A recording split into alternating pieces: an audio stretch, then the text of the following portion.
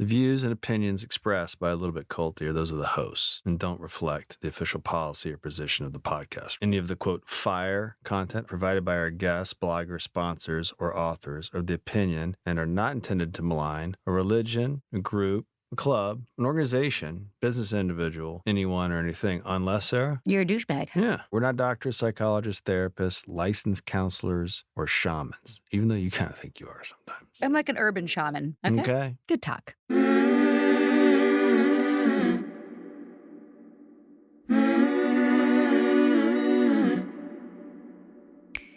Hey, everybody. Sarah Edmondson here. And I'm Anthony Ames, a.k.a. Nippy, Sarah's husband, and you're listening to A Little Bit Culty, a.k.a. ALBC, a podcast about what happens when devotion goes to the dark side. We've been there and back again. A little about us. True story. We met and fell in love in a cult. And then we woke up and got the hell out of Dodge. And the whole thing was captured in the HBO docuseries The Vow, now in its second season. I also wrote about our experience in my memoir, Scarred, the true story of how I escaped NXIVM, the cult that bound my life. Look at us, a couple of married podcasters who just happen to have a weekly date night where we interview experts and advocates in things like cult awareness and mind control. Wait. This does not count toward date night, babe. We got to schedule that. That's separate. So it's 2 days we got to hang out? We do this podcast thing because we learned a lot on our exit ramp out of NXIVM. Still on that journey, and we want to pay the lessons forward with the help of other cult survivors and whistleblowers. We know all too well that culty things happen.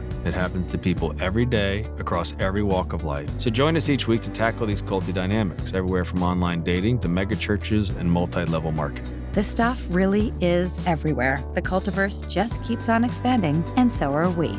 Welcome to Season 5 of A Little Bit Culty, serving cult content and word salads weekly on your favorite podcast platforms. Learn more at alittlebitculty.com. Sinking down to the depths of the ocean, hanging on to the wind of my love.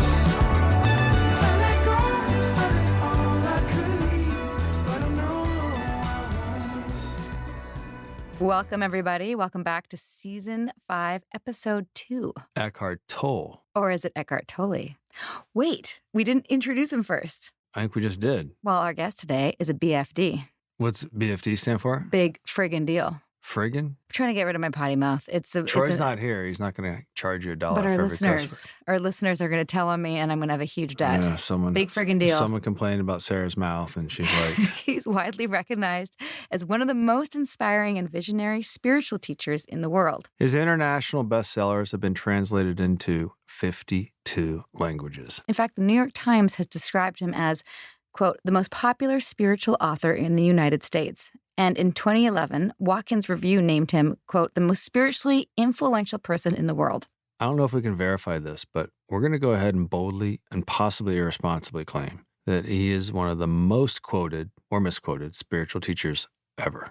Second only to JC himself. You know, Bold. the Bible, It's all bold. that stuff. That's bold, Sarah. So Eckhart Tolle, Consciousness. or Eckhart, Tolle. we don't know. We don't know how it's pronounced because people pronounce it differently. Consciousness, Sarah. That's how you say consciousness. My crazy story of how I met Eckhart was actually just weeks after I had gotten out of NXIVM, and I rolled right out of my exit into a Hallmark movie. A week later. Yes, that was an incredible gift from Which? Street cred. which? Get out, book a movie. Yeah. It Yeah. rolled right into that Yeah. movie. Very special shout out to the director, Gary Harvey, who put me in this film with Andy McDowell. And when we were sitting around on set and we had some great conversations, she is a gem of a person. And that was a real gift in and of itself. And we were talking about spirituality and our journeys, our respective journeys. And she said something when I loosely told her what was going on.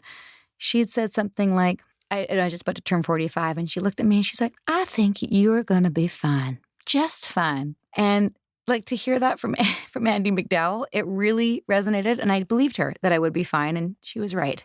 Thank you, Andy. Anyway, she said that one of her favorite spiritual teachers and someone who'd had a big influence on her was Eckhart Tolle. And I said, I've never met him, but I feel like through Mark Vicente and What the Bleep and Consciousness. all those random connections that I'd be able to connect her. Because you know me, I like to bring people I together. I do know. I've noticed that. You notice that. Yeah. And literally a week later, I bumped into him on the street and I seen him across the street and I walked over to him like I was going to see an old friend, not recognizing until I was standing in front of him, greeting him. He's a public figure. That he was a public figure. I don't know if you've done this. I actually did it once with Laura Linney when she was shooting in Montreal and I just seen the, what's that movie with Jim Carrey? Where they're living in a thing. Truman Show. Truman Show. Thank you. She's great in that. Yeah, she was so good. And I was like, hey, and I went to give her a big hug like she was an old friend. And then I was like, oh, you're Laura Linney. I'm so sorry. That movie was great. Anyway, so I did that with Eckhart, and we ended up I told him that Andy McDowell was a fan, and he said, well, one of my favorite movies is Groundhog Day. Right. So I said, well, then I have to connect you. And then we ended up having a conversation about media and how films and certain media can shift consciousness and how it's hard to do it outside of his books. And we ended up going for lunch. And at that lunch, I told him my story. And that ended up being kind of like a yearly or biannual lunch event. You came to a couple of those lunches. Yeah. And I heard about consciousness. and we had really interesting conversations about toxic spirituality. And he helped me a lot with understanding what had happened and how to heal and how to tell my story without having unhealthy victim mentality around it. We're going to get into all of that in our conversation with Eckhart, but also in our Patreon. We will unpack this in a much deeper level. Oh God, I hate that word unpack, and I just used it. It's all right. It's so overused. It's okay. In this space, another overused word. Right. You can give it a wink when you say it. I give it a wink. Yeah. I'm going to unpack it in this space. I'm going to do a deep dive. Okay, Who your packed turn. it anyway? I don't know. Right? Did you know that they're coming out with a sequel to Groundhog Day? No. Yeah. They're just re-releasing it.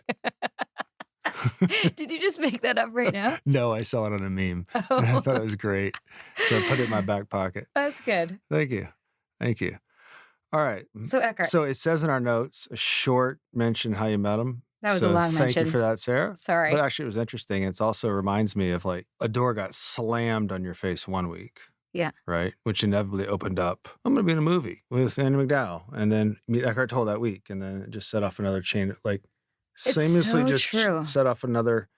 And I'm not Mr. Spiritual guy. You know, if it's not in the laws of cause and effect, I'm dismissive. But that's pretty hard to be dismissive of. Yeah, it was pretty Like, wild. when it's blatant like that, you have to go, Whether you believe in whatever. the magic of the universe or whatever Or you want that's to just call it. awesome. It's just awesome. That's a strange week. No, it was true. And also that same time, I got a really big voice contract for a client that I'm still working for. Which was huge for our family. Yeah, because I went from having like a substantial career to nothing. Yeah, the universe provides. That's consciousness. It's consciousness. Oh, Okay. Love saying it. So we actually posted a snapshot on Instagram of our interview with Eckhart at the studio at Coco Studios in Vancouver.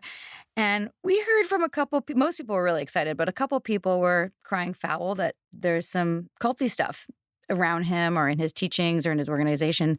And we go more into that specifically when we unpack on Patreon. You're unpacking again. Yeah, but I'm letting you know what we're going to unpack. Well, I mean, isn't that the case? Nobody has all 5-star reviews, Well, right? especially if you're mega famous. Yeah. There's always going to be people who have criticisms. Everyone takes a shot at the title. Yeah, we're just sharing our experience. But one thing we know for sure is that he puts himself out there.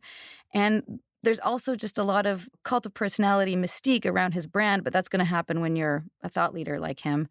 And it is something we want to explore more on this podcast. It's like, For what sure. makes a healthy thought leader? Like, a thought leader has to be able to go out and say X, Y, and Z. Normally, when they tried to blend that spiritual world with a little bit of capitalism, that kind of rite of passage where you find that balance of I'm going to enterprise this world. It's just inevitable conflict of interest at some point. Someone's going to be say like, oh, well, this is just about building an empire. But I've also like seen him and There's how he so many lives. ways, He's got yeah. a very humble Yeah. existence. Well, I have a whole thing I want to say about him. Yeah, when we we'll get to that. When we unpack.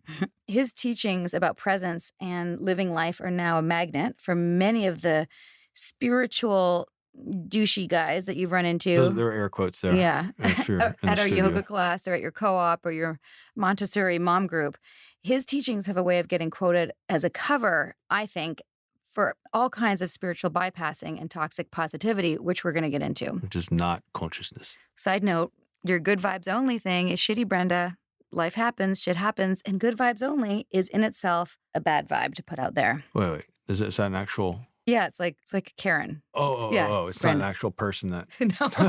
I was like, that's a little specific to I be think it's calling someone from- out in our intro. No, it's not. Well, who's Brenda? I was like, It's a Mean Girls quote. Okay. Thanks, Jess. All right. So we sat down with Eckhart to talk about his teachings and how spiritual conversations around cultivating an awakened state can potentially confuse you, and what separates the good teachers from the scary ones who don't have consciousness. So word salad is every time you don't understand it, does that mean it's word salad? Could somebody say something that sounds word salady and it's just like not something you can... Or it's over your head? It's just you over mean? your head? Yeah. You lack consciousness? There we go. I used it.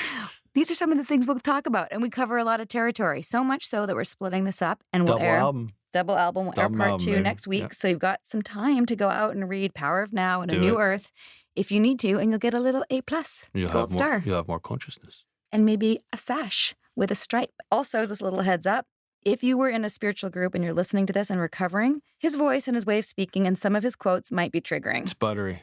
I mean, He's got a buttery voice. it depends where you are in your healing. I just want to put it out there that that might happen for you, and I hope it doesn't. Or it could be healing, and you'll hear it from somebody who I think is not toxic, but we'll let you figure that out because we are not experts. And definitely come over and find us on Patreon for some bonus Eckhart content. Including what kind of stuff Eckhart talked about that we think he stole from Keith. Stay tuned. No, Yes. that Keith stole from him. Oops. Eckhart We stole should leave from that in. Keith. We should leave that in. Please leave that in. I'm so sorry. We know That's that- one of my favorite bloopers that's ever happened on here. Oopsie. And for now, our conversation with Eckhart T. Consciousness. Eckhart T. Tolle. Eckhart Tolle.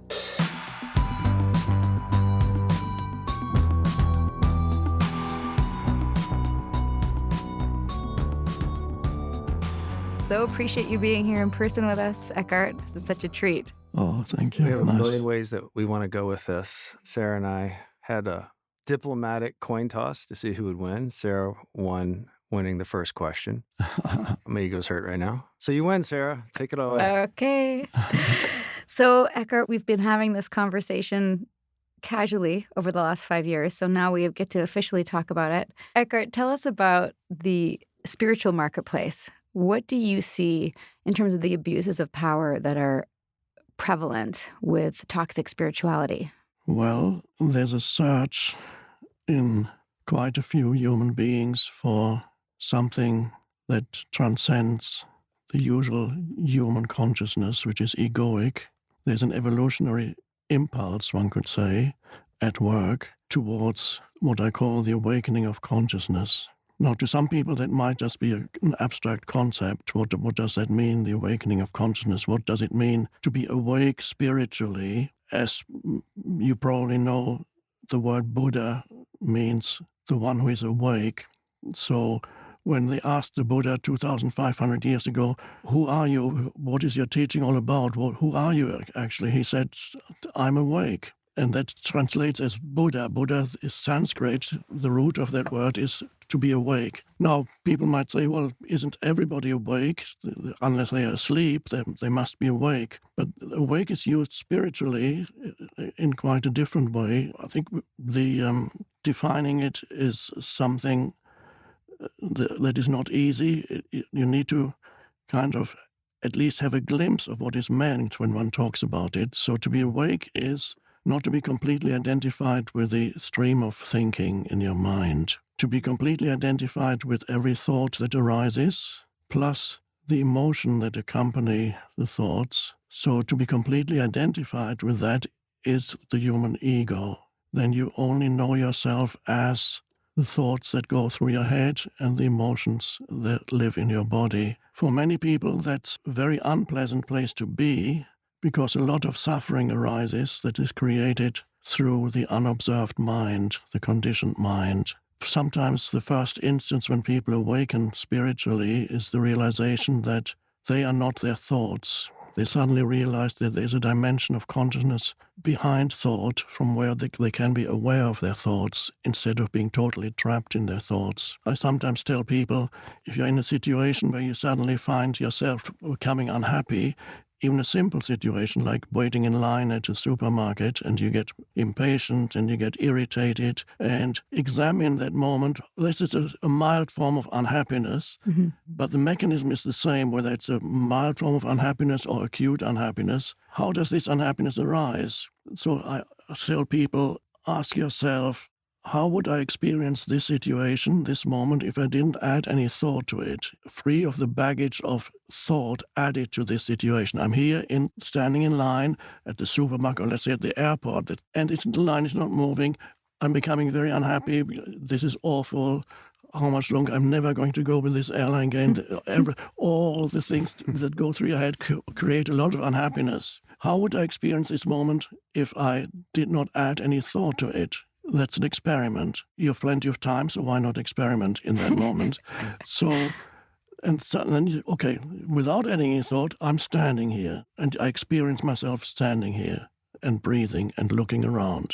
And there's people, whatever lights, whatever surrounds you externally. In other words, you become present to what is, the simplicity of what is, and perhaps your body feels a little uncomfortable because you've been standing there for a while, maybe a little ache and pain too. And this moment is as it is. You're not adding any thought to it. And suddenly, without the adding of a narrative, an unpleasant narrative, actually, it's not that bad at all. It's just the simplicity of this moment. So you have disidentified from thought, you've stepped out of thought, and you've become present for a moment. And suddenly the irritation subsides, the unhappiness subsides, because it was always never really created by the external situation. It was created by the narrative in your mind commenting on the external situation. So 90% of human unhappiness, roughly speaking, is created by the mind, the narratives that arise in the mind, and the inability to accept this moment as it is and to be in internal alignment with this moment. Mm-hmm. So that's one aspect of awakening. You can experience it like that. Sometimes people realize that for many years they have been trapped in repetitive negative thought patterns about themselves, about their life, or about other people, what they did, stories that they tell themselves. And the story that you tell yourself habitually, people call that my life. What people call my life, and many people are unhappy with what they call my life because my life didn't go the way I expected it to go. Usually it's the case. Ours did, by the way. We thought all this was going to happen. Absolutely. Right. So, but my life is a narrative that you carry in your mind. It's the conditioned mind. The repetitive thought patterns. And at some point, some people realize that these repetitive thought patterns are a story that I'm telling myself, and I identify with the story. Identify means I derive my sense of self from it, who I am, from the thoughts that arise. And that's the root of ego, is to derive your sense of self from thought. So thought gives you your sense of identity, and that's, you are trapped in that. And something in human beings wants to go beyond that. It's a limitation. It's the egoic state of consciousness. So there's an evolutionary impulse that pushes humans beyond that. It intensifies the more you suffer, the more your life situation becomes unsatisfactory, the more the desire to transcend the limitations of the egoic consciousness intensifies. So suffering can be very helpful. It can push people towards wanting to go beyond, to awaken. And a moment may come when they realize a lot of the suffering actually I created for myself unconsciously through the unobserved mind. That is the beginning of awakening, is you become aware of your thoughts. In other words, it's the arising of awareness in you, which is another level of consciousness beyond thought. The awareness is the ability to observe what goes on inside you. Some people call it mindfulness. That's a word. Right. It's very popular these days. I don't like that word so much, so I don't use it, because it seems to imply that your mind is full. Right. But the opposite is the case. The awareness is a spaciousness that you discover inside yourself. And you may encounter moments of stillness when you're just conscious but not thinking, even just for a few seconds. It's a liberation from your mind. You step back from the movement of thought, which for many people is totally unconscious and involuntary and compulsive. They're addicted, so to speak, to unconscious thinking. And sometimes suffering pushes you out of that, and suddenly you awaken and you become aware, you become present. So there's the arising of one could say, a new dimension of consciousness in humans. We are destined to go beyond the egoic consciousness. And so a growing number of humans are beginning to awaken out of their egoic consciousness. And then perhaps they begin to search also for help externally. They might be led to books and teaching and teachers. And so then we come to people who either have already had a realization of this, what we could call a transcendent dimension of consciousness, where you're no longer trapped in ego, and then you become a kind of spiritual teacher, either formally or informally.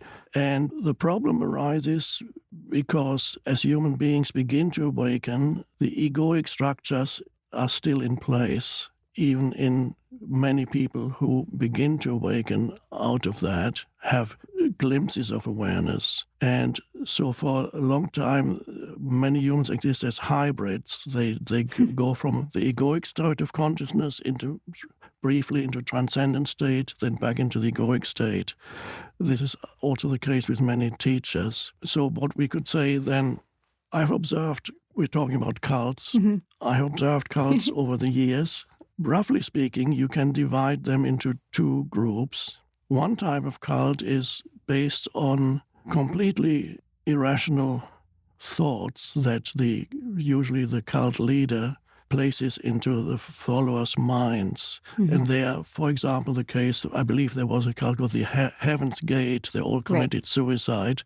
And with these cults, there's no spiritual dimension whatsoever. These people might have been searching spiritually, but they were led astray and they got trapped in a group that is totally dominated by the egoic consciousness. There's no spiritual element there whatsoever, just absurd beliefs. For example, they believed, the Heaven's Gate, that there was actually a comet going past the Earth, and they said there's a spaceship hiding behind the comet, and we are now going to commit suicide because we are going to ascend, and then we are going to go into that spaceship. And when the human mind becomes easily infected by mental viruses, these thoughts act like mental viruses. And once your mind has become infected with a mental virus then proliferates. It creates other related thoughts and occupies your whole mind. And your whole mind is dominated by a cluster of thoughts that may be totally irrational and absurd, but because there's not enough awareness in you, you don't know, you derive your identity from this cluster of absurd thoughts that gives you your identity. And the identity that you then have it actually amplifies your ego. It makes it even stronger. Particularly when it's challenged. Yes. And usually these followers are told that they become very special. The cult leader knows how to draw people in, and usually it's done by telling people that they are very special. They have a very special function. And then suddenly they believe in that, and so the ego grows and grows. And the ego exists in three forms in a cult. It exists first in the cult leader, who is ego-dominated. We're talking at the moment about cults where there's no spiritual dimension whatsoever. So he's totally, or she, totally dominated by ego, then amplifies the ego of the followers by creating a sense of specialness. And the cult itself has a collective ego also that you become part of. That is almost like an energy field that you blink into and become part of. And that sometimes it looks as if people who follow these cults have become completely selfless because they are totally dedicated to the cause. They give up everything for the cause. And yes, they have given up their personal ego in some cases, but they have adopted the cult ego, the collective ego of the cult, which is even bigger than the personal ego ever was. Probably a little bit further away from themselves in the process. Yes, it leads you astray. And that happens not only in conventional cults, it happens when political systems become cult-like. Yeah. For example, it happened under Mao Zedong in China during the Cultural Revolution, when millions of people became infected by a mental virus that reduced reality to something quite absurd. The reality was reduced to oppressor and oppressed. That was how you looked at everything in your life in reality. So the population was divided into oppressor and oppressed. And when you reduce a human being to a mental concept, the oppressor, they're not human to you anymore. You have reduced them to a mental concept, and then its violence comes easy. So entire political system can become cults. National Socialism in Germany was also a cult. So people then dedicate their whole life to their country, not realizing that they dedicate their life to a toxic, egoic entity, a collective entity. This is the ego. It's quite very dangerous for people to become trapped in that. So there are cults that are dominated by ideologies, either political ideologies or totally absurd beliefs that are also ideologies. So, and complete absence of any spiritual dimension. So that's very easy to recognize. And sometimes people, at some point, they suffer, and in the cult becomes more and more. Many cults are also self-destructive because the ego, fortunately, has a self-destruct mechanism built into it. So many of these cults eventually self-destruct from within. I've seen that many times. So the more complex and problematic cults are those where there is some element of spirituality mixed up with the human ego. So that's actually quite dangerous for a follower, because at some point they realize that there's something wrong.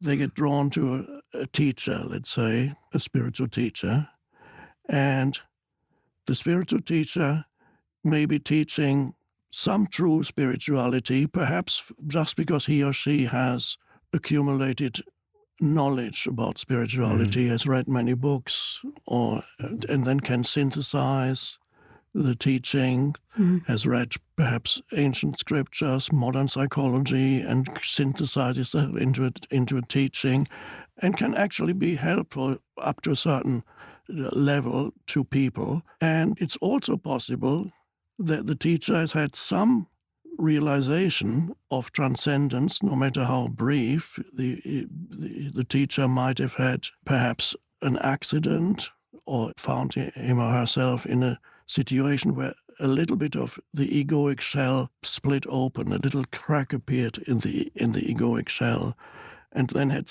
some degree of realization of that which lies beyond the human ego within. And so these teachers can sometimes, in teaching situations, they can be sometimes quite inspired and give inspiring messages that are helpful to people. In that domain and in that space. In the teaching situation. Yeah. So the ability to teach does not always necessarily require a total absence of ego. You can be a relatively effective teacher if you're able to have your ego in abeyance in the teaching situation. The danger is, and often it's the case, that eventually, at some point, the ego in the teacher begins to seep into the teachings too, and begins to contaminate the teachings. And then the followers cannot tell the difference anymore. When the teacher begins to make claims of specialness, wants to be worshipped, enjoys power, starts abusing his skill set to gain other things. Yes. And it's often the case, if you're distant from the teacher, if you're in a, let's just say you're in a spiritual group, if you're on the periphery and you just listen to the teacher, that's sometimes the best. The closer you get to the teacher, in many cases, if you get to the inner circle, then you really begin to see how dysfunctional the situation is, because it's often in the inner circle where the ego of the teacher is most active. Sounds familiar. Well, it's the true character, right? Yeah. This is the golden age of cult recovery. The more we speak up and share our stories, the more we realize we are not alone. Your voice and your story can empower others. This is Sarah, and I'm proud to be a founding collaborator of the #IGotOut movement. Learn more at igotOut.org.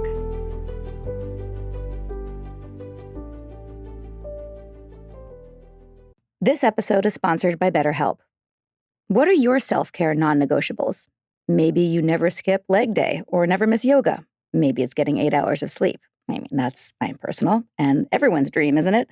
Well, I definitely have some non-negotiables. Like, I'm in Vancouver right now, and I'm spending literally as much time as I can outside in nature.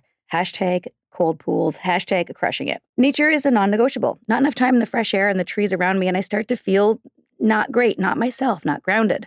Therapy day is a bit like my nature walks. I try to not miss it, and I know I'm just going to feel so much better all around if I make it a priority. I get so much out of it. It helps me put my worries and anxieties in their rightful place and helps me clear my mind so I can focus on what I really need and sometimes what I don't need. Like, I don't need to be overbooking myself just because I hate to say no to people. You know what I mean? Thanks, therapy. Thanks for helping me see that. And if you're thinking of starting therapy, give BetterHelp a try. It's entirely online, designed to be convenient, flexible, and suited to your schedule. Just fill out a brief questionnaire and get matched with a licensed therapist and switch therapists anytime for no additional charge. Look, even when we know what makes us happy, it's hard to make time for it. But when you feel like you have no time for yourself, non-negotiables like therapy are more important than ever. Never skip therapy day with BetterHelp. Visit betterhelp.com/culty today to get 10% off your first month. That's BetterHelp, HELP.com/culty. The Frankies were a picture-perfect influencer family. But everything wasn't as it seemed. I just had a 12-year-old boy show up here asking for help. He's emaciated. He's got tape around his legs. Ruby Frankie is his mom's name. Infamous is covering Ruby Frankie, the world of Mormonism, and a secret therapy group that ruined lives. Listen to Infamous wherever you get your podcasts. So it's a very complex thing, but what I'm most concerned about is that followers of cults may at some point realize that the teaching has become contaminated by the ego of the teacher, and they may also discover in themselves that they themselves were based on ego to a large extent, because almost every teacher will tell you that you are special, and teachers do that in many cases in order to draw you in and to use you for whatever, for sex or money or power. Sex, money, and power are the three things that... We've heard this before. The most dangerous thing for people who then leave the cult, especially if there was a spiritual element to the cult, but they cannot tell the difference, they become confused, they cannot tell the difference between the egoic contamination that had happened and the spiritual teaching. And then they reject all spiritual teaching as nonsense. I think that's the great danger for people who leave cults because they have been hurt and damaged by the cult and they have suffered. And suddenly they see the craziness that is there. And then they reject all spiritual teachings for the rest of their lives. And that's a great danger, because there is such a thing as spirituality. Mm-hmm. There is such a thing as the awakening of human consciousness. It often becomes contaminated because we are at a transitional stage as human beings between two levels of, this is how I see it, we're transitional beings. There's the egoic consciousness, which most people are still trapped in, and there is an arising, more enlightened consciousness and a more awakened consciousness. That's the next step in the evolution of humanity, as I see it. And many human beings have both tendencies inside them, so they exist as hybrid beings. Many spiritual seekers can verify in their own existence that sometimes they fall back completely into the ego, the human ego. They become reactive again. They become completely identified with their mind, the emotional body, the pain body, which is old emotion that lives in you and takes you over temporarily. They become completely identified. And then there are moments when they step out again, and they can be present certain periods of time, can be in a state of much greater connectedness with other humans, because they no longer, in the new consciousness, you no longer conceptualize other human beings. You can truly relate to them. You can sense the essence that you share with every other human being, which is consciousness, because you have recognized yourself as consciousness, that which is beyond the conditioned mind. I compare the conditioned mind to the surface of the ocean. That's where most humans live. And then the consciousness, the unconditioned consciousness, is the ocean itself, the ocean of consciousness that we are a part of, an inseparable part of, as a little ripple on the surface of the ocean. That's your egoic identity, your form identity. And most humans only know themselves as a ripple on the surface of the ocean. They don't realize that they are the ocean. So that's the ego. So you're trapped in that limited sense of self. How do you drop down into that ocean when you're used to being a ripple? Is there is it breath, or is there anything Well, else? there are certain practices, and again, that's where some organizations or cults, they may have helpful practices. They may have meditation practice, and these practices can be helpful, any kind of meditation, but it doesn't necessarily have to be meditation. It can be a simple thing as becoming present to the here and now, where you are, right, in this very moment, instead of being trapped in your mind. I love the example of being in the car in traffic. Being in the car in traffic. And I can give you an example. I think it kind of addresses, and you can tell me what Yes. you think. My son's sitting there. I don't want to be upset in front of him, in front of the traffic. That's a motivation for me to kind of go in and figure out what's going on. I have competing needs. Right? I want to look good to my kid, but it's also, there's a principle in there. There's something noble in there that I'm trying to nurture. I think that could be one motivation. But to the point of what you're saying, it's like, I want to feel that. Feeling, is that part of the apparatus? Would Well, you say? language is insufficient to describe for it. sure. I would per sense. You sense something that is deep within you, that is beyond the thinking mind and also beyond the emotions. And you can sense it when the mind stops for a moment. For example, now, for maybe just for 5 seconds. And what's left of you when you don't remember anything, when you don't tell yourself anything? Are you still there when you don't remember your past? Without your past, are you still there? And what does it feel like to be you without the past? These are weird questions, but they can take you to a brief realization of something that is beyond the personality, the historical person that most people identify with, which is based on thought and emotion, the mental emotional entity, which exists, of course. It's the personality, it's the person. You are a person, but you're also something infinitely greater, more vast than a person. I call that you have a form identity, which is your physical form, the body, and the mental form, which is the person, the psychological person, the psychological entity, which is your conditioned mind and emotions. So that's your form identity. And for most people, that's all they ever know, because they're completely identified with their form identity, with their physical body and their mind. That's identification with form. And that's the unawakened state. That's the egoic state. Then there comes the possibility of realizing that there's something beyond your personality, your person in you. And it's not a belief. It's not a concept to believe in. That doesn't help, because that, again, is part of the person. Any concept you have in your mind becomes part of who you are as a mental, emotional entity. There is an essence identity. The form identity is body and mind. Essence identity is that consciousness itself. Not the form that consciousness has taken as your mind, but prior to consciousness becoming a form, consciousness exists in an unconditioned state. And this sounds a little complicated, but it's not complicated at all, because it can be experienced actually quite easily, but you just have to pay attention to it. Can be experienced ultimately as yourself when you step out of thinking. And perhaps just take a conscious breath or something like that. Take one conscious breath in and out. And you observe the in-breath, you observe, you feel it, you observe it. And the mind begins to subside, the thinking mind. But you haven't fallen asleep. It's a little gap of no thought. And then you can look around. This is another wonderful spiritual practice I often recommend. You look around wherever you may be, and you take it all in, your sense perceptions, visual, auditory, if there are noises. Others may come in even tactile or whatever it is. You take in your surrounding sense without labeling, because that's, again, the mind coming in. That is a shift. It's a very fundamental spiritual practice, very important spiritual practice of stepping out of your mind.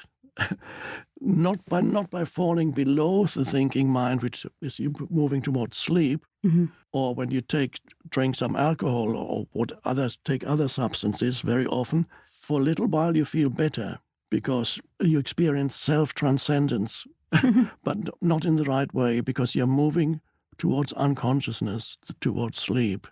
So you can become free of your mind by falling below mind, but this is not where we're going. You become free of your mind also by rising above. It's like you have to dim one light to use the other one. Yes, Instead of, one could say. you could lift them all up. Yes. So we're talking about rising above mind. And that frees you that gives you the awareness that provides the immunity from being infected by mental viruses, including all the mental viruses that exist in cults. Right. Without the immunity, it can easily draw you in. The immunity, therefore, is called awareness. Awareness is not thinking. It's not the thinking function. There's nothing wrong with thinking function, but there is something more powerful even than thinking, and that's awareness. We also call it presence. This is the one thing that frees you from becoming victim of mental viruses of whatever kind. So that's why it's so important. And then you can more easily recognize, when you listen to somebody, you can more easily recognize where the words are coming from, whether they're ego motivated, whether there's a hidden egoic motive, and even without words, you can sense the presence. Let's talk about spiritual teachers. You can sense when you're just in front of a so-called spiritual teacher, it's just a concept again. People consider me to be a spiritual teacher, but I don't consider myself to be a spiritual teacher. Now, what does that mean? Do tell. When I'm in a so-called teaching situation, I'm a spiritual teacher when I talk to a group. But the moment I'm no longer exercising that function, spiritual teacher is a function for me, but not an identity. In the teaching situation, I'm a spiritual teacher. The moment I step away, I don't carry the concept in my mind of spiritual teacher, because I would be trapped in a mental concept, which is ego. Right. Hey there, listener. Hope you're enjoying this episode and that you're remembering to hydrate, stretch, and unclench your jaws. Sometimes listening to conversations about heavy topics can really make you tighten up, you know? And remember, a little bit culty loves you. Also, come hang out with us on Patreon after you finish this episode. It's fun over there. Fun is good. And now, here's a brief message from our sponsors. This episode is sponsored by BetterHelp. What are your self-care non-negotiables? Maybe you never skip leg day or never miss yoga. Maybe it's getting 8 hours of sleep. I mean, that's my personal and everyone's dream, isn't it? Well, I definitely have some non-negotiables. Like, I'm in Vancouver right now, and I'm spending literally as much time as I can outside in nature. Hashtag cold pools, hashtag crushing it. Nature is a non-negotiable. Not enough time in the fresh air and the trees around me, and I start to feel not great, not myself, not grounded. Therapy day is a bit like my nature walks. I try to not miss it, and I know I'm just going to feel so much better all around if I make it a priority. I get so much out of it. It helps me put my worries and anxieties in their rightful place and helps me clear my mind so I can focus on what I really need and sometimes what I don't need. Like, I don't need to be overbooking myself just because I hate to say no to people. You know what I mean? Thanks, therapy. Thanks for helping me see that. And if you're thinking of starting therapy, give BetterHelp a try. It's entirely online, designed to be convenient, flexible, and suited to your schedule. Just fill out a brief questionnaire and get matched with a licensed therapist and switch therapists anytime for no additional charge. Look, even when we know what makes us happy, it's hard to make time for it.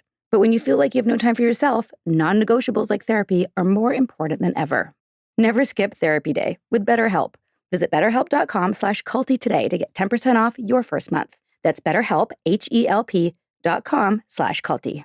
Meals bring people together, but for many families, providing their next meal can be a challenge.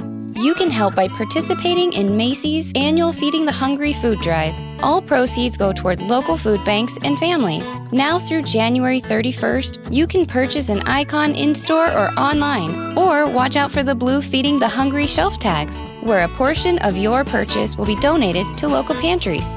Together, we can combat hunger in our local communities at Macy's. That was actually one of our questions is how do you keep your ego in check as a spiritual leader that's...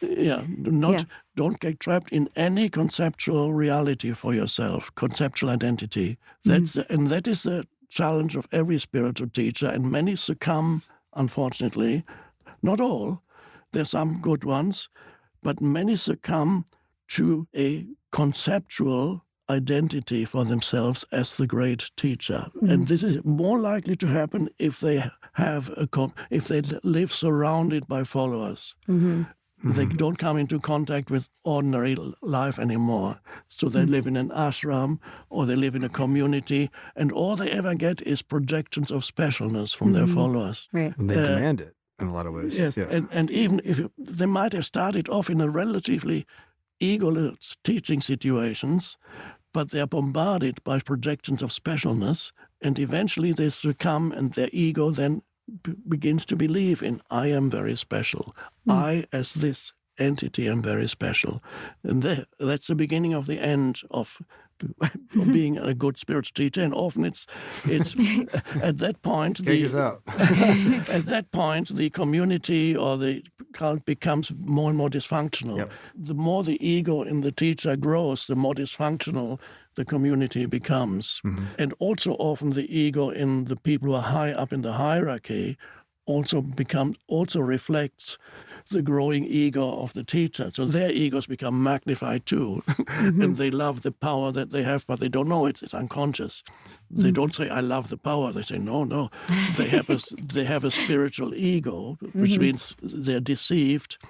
It's a conceptual identity. So any conceptual identity that you hold for yourself becomes a prison. I know that being a spiritual teacher is a function. It is when it becomes an identity, you're trapped again. It's a regressive move. And I've observed it in quite a few spiritual teachers. Often in the early stages, it all goes relatively well. And then as they continue to become bombarded with projections of specialness, suddenly the ego grows and grows and grows. Give any person power, and that's a great test for the ego. Osho, for example, when they moved to Oregon, he kind of withdrew completely as he didn't want anything to do more. He was just always in his room. What he was doing there, I don't know. And then he appointed a woman she was very meek and soft-spoken, and she had all the power suddenly in the organization. And this meek person, within a few months, developed an enormous ego. Yes. I mean, it was actually As entertaining. documented. But it was an entertaining thing to watch. It was It was textbook, It too. was so off, Yes. beyond the pale, as Sarah likes to say. Yeah, and actually that leads to a question that we had is, I perceive you as somebody who is very humble and doesn't need to be, the label and doesn't identify with form. It seems that way from knowing you. And we've had this conversation in the past is how do you, as a leader, have an organization and knowing that humans are humans and we have these struggles. Do you have a way to keep your organization in check and to make sure these kinds of things aren't happening? Or what are the checks and balances? Yes, well, whenever organization happens, there's always ego comes into one way or another to a greater or lesser extent. But some organization is inevitable because how this world functions in that way. So you need some kind of organization for things to be disseminated, to be organized, and so on. Like a hierarchy. Yes, I don't have a community that I live with, which is fortunately. Good. That would become more problematic if I had that. So I don't have that. And the organization I have is a minimum. A lot of what we do is we also outsource it to another organization, Sounds True, which is run by a conscious person. So it's a quite a conscious organization, the way they run their business. But it requires vigilance and self-observation so that you don't get trapped in some kind of new conceptual identity that arises. I don't call it practice, but my way of being is really to, a lot of the time, just be there as a simple presence. I don't do that much thinking when when my mind is not needed. I can look around, I can sit or walk, and just take it all in, and without any commentary so I don't really. A lot of the time, I'm there as just a simple presence, not as somebody who is somebody who is somebody. It's hard to explain, perhaps. I can imagine. Yeah, but it's conceptual identities. That's how ego functions. You have a mental image of who you are, which is words, images, based on your past, based on what other people think of you, and so on. And you get trapped in that. The question is always, can you sense the essence of who you are, which is consciousness? Can you sense that this is, again, a little, almost a spiritual practice? You can ask, who am I? Or you can ask, what am I? That's actually recommended by Ramana Maharshi, who was a great spiritual teacher in India in the 40s and 50s of last century. He recommended you ask yourself, who am I? As a meditation. Now, the answer to that question cannot be conceptual. So, on a level of concept or words, there is no answer. If the answer comes as words, you're wrong.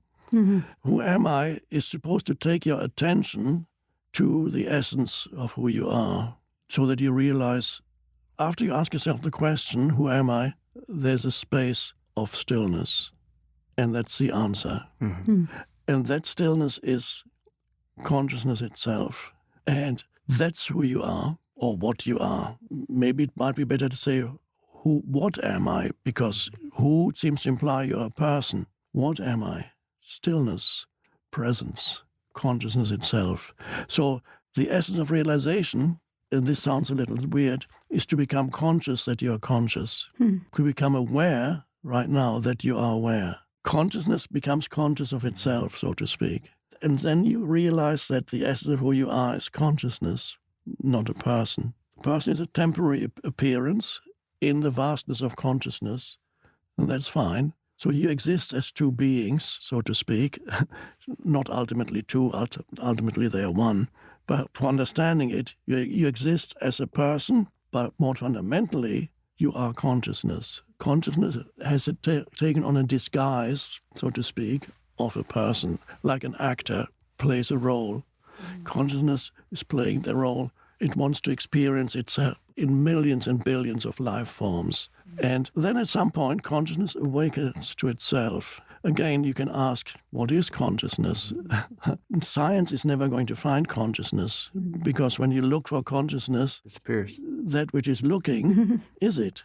It can never become an object. You cannot become an object in consciousness. The essence of what you are cannot become an object in consciousness, because it is consciousness. So you can never say, Jesus said, kingdom of heaven, where is it? They asked him, where is the kingdom of heaven? And Jesus said, the kingdom of heaven cannot be found with signs to be perceived. You cannot say, oh, it's over here or it's over there, because truly the kingdom of heaven is within you. What is the kingdom of heaven? Kingdom, I translate it as dimension. It's a better modern word for kingdom, a realm or dimension. Heaven, what is heaven? Heaven is the sky. What is the sky? Sky isn't really anything. You can't touch it. You can never even get there, because it's spaciousness itself. So kingdom of heaven is the dimension of spaciousness, which is a dimension of consciousness in humans. So Jesus very cleverly used the one thing in the sense-perceived world that is closest to spacious consciousness, which is the sky. In many words, heaven and sky in many languages are the same word. So the kingdom of heaven is within you. It is the consciousness. You become conscious of consciousness. And again, when you express it in words, it's already wrong. Right. Because you say, I become conscious of consciousness creates a duality. There's me and the consciousness, I become conscious. But that happens automatically when we use words. But what it really is you become conscious of yourself. There's a oneness, there's no duality.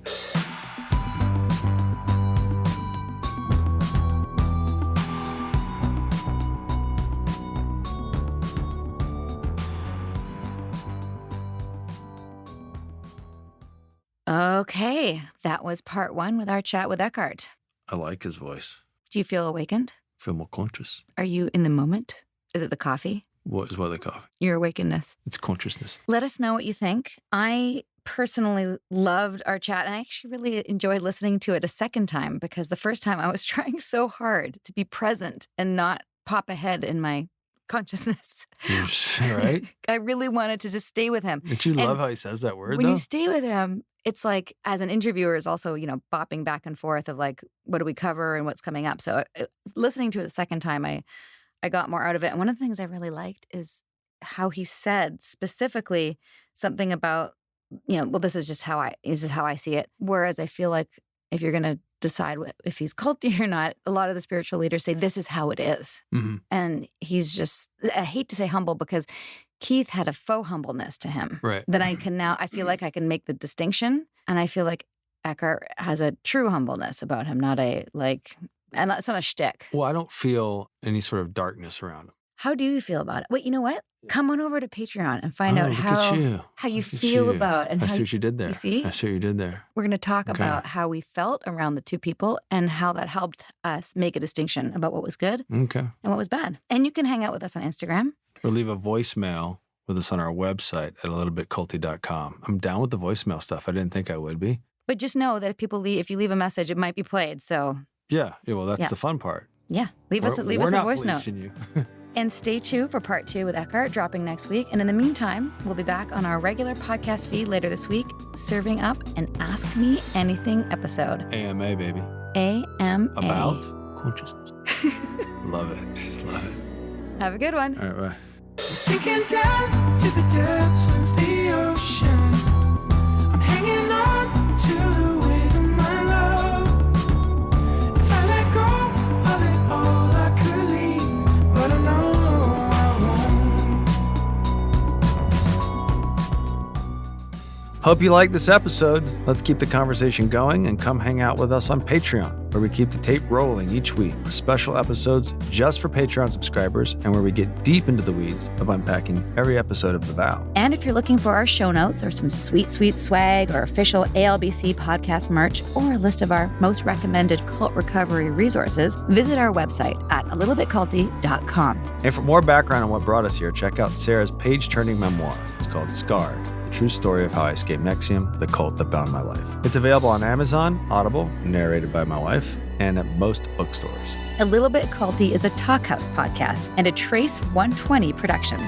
We're executive produced by Sarah Edmondson and Anthony Nippy Ames, with writing, research, and additional production support by senior producer Jess Tardy. We're edited, mixed, and mastered by our rocking producer Will Rutherford of Citizens of Sound, and our amazing theme song, Cultivated, is by John Bryant and co-written by Nigel Asselin. Thank you for listening. What is your pre-show ritual? I mean, yeah, occasionally I'll probably have a on stage. It loosens you up, doesn't it? What? I was totally joking. I didn't expect you to be honest. Oh, sorry, fair. I'm always honest. Moving right along Anyway, again. sorry. You know what I mean? Gets you loose, doesn't it? You know what your dad does? He prays. Does he? Mm-hmm. Does he pray? Fair. I love that. Cool. Billboard chart-topping singer and songwriter Youngblood joins the Osbournes podcast, dropping August 13th. Listen now wherever you get podcasts.